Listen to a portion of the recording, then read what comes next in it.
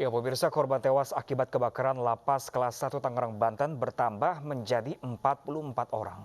Sementara 41 jenazah korban yang meninggal di lokasi kebakaran masih menjalani proses identifikasi di Rumah Sakit Polri Kramat Jati, Jakarta Timur. Kondisi jenazah sebagian besar mengalami luka bakar yang berat hingga mencapai 100%, sehingga proses identifikasi lebih sulit.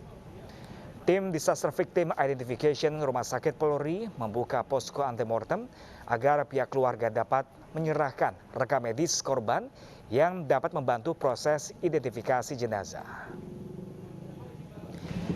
Tim DVI membutuhkan rekam medis gigi, sidik jari, serta DNA dari barang-barang korban. Hingga saat ini sudah 37 keluarga yang menyerahkan data kepada tim DVI.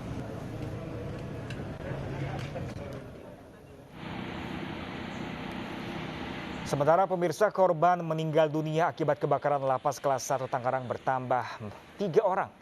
Ketiganya merupakan pasien dengan luka bakar di atas 90%. Selain itu, korban berinisial A, HD, dan T meninggal disebabkan trauma dan komplikasi pada ginjal dan fungsi hati. Ketiganya sudah dipindahkan ke ruang pemulasaran RSUD Kabupaten Tangerang untuk menunggu diambil oleh keluarga. Total korban meninggal dunia akibat kebakaran mencapai 44 orang. Korban dengan luka bakar berat lainnya masih dirawat di ruang ICU Paviliun Anggrek dan Mawar.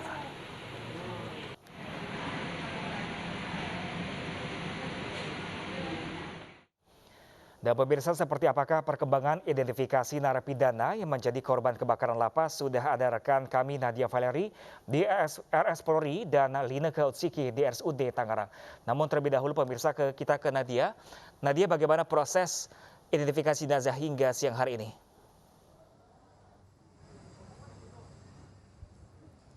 Dan juga pemirsa, hingga saat ini tim Disaster Victim Identification Rumah Sakit Polri Kramat Jati, Jakarta Timur masih terus melakukan proses identifikasi terhadap 41 jenazah korban kebakaran Lapas Kelas 1 Tangerang, yang mana ke-41 jenazah ini merupakan jenazah tanpa identitas dikarenakan pada saat kejadian mereka hangus terbakar di dalam sel di ruang tahanan Blok C Lapas Kelas 1 Tangerang dan juga mengalami luka bakar hingga 100%. Saat ini Pram dan juga pemirsa, di belakang saya ini merupakan posko antemortem yang sudah dibangun oleh tim DVI Rumah Sakit Polri Kramat Jati, di mana dari posko antemortem ini keluarga dari para korban ini mereka diminta untuk dapat menyerahkan barang-barang peninggalan korban berupa rekam medis gigi maupun juga barang-barang yang mengandung DNA maupun sidik jari korban, di mana untuk barang-barang ini diharapkan dapat membantu jalannya proses identifikasi yang memang berlangsung dan saat ini cukup sulit untuk mengenali para jenazah. Untuk posko antemortem di belakang saya ini, Pram dan juga pemirsa, ini merupakan posko terpadu di mana saat ini ke-41 jenazah tanpa identitas sudah seluruhnya diserahkan ke Rumah Sakit Polri Kramat Jati, dan di sini untuk posko antemortem ini sudah dibuka sejak pagi tadi pukul 8 pagi hingga malam nanti pukul 9 malam waktu Indonesia Barat. Untuk sejauh ini memang belum ada konfirmasi dari pihak Rumah Sakit Polri apakah sudah ada jenazah yang berhasil diidentifikasi.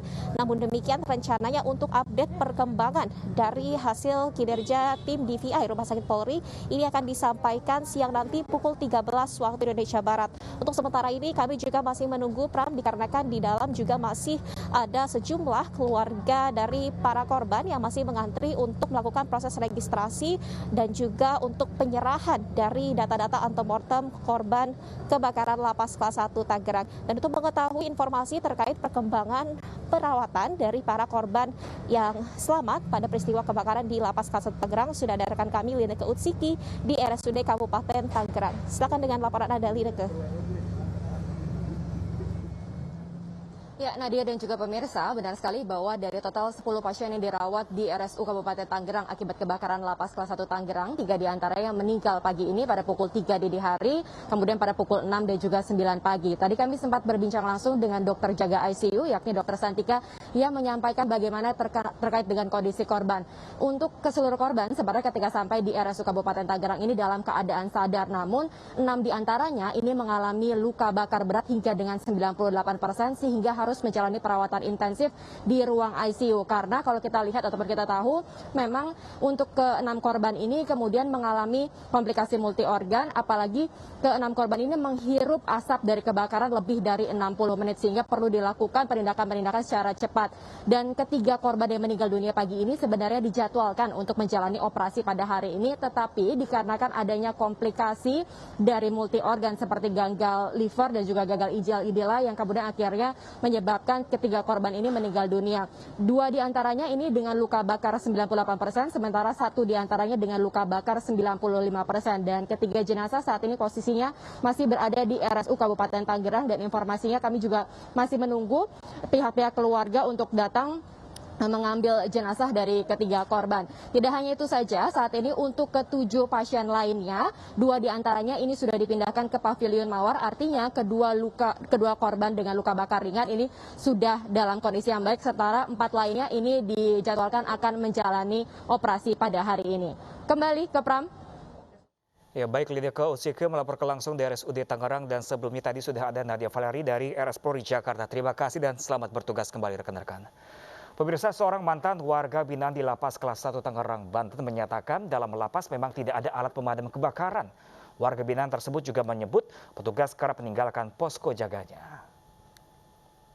Memang di LP itu memang tidak ada alat untuk pemadam kebakaran, itu tidak ada memang. Dan posisi pun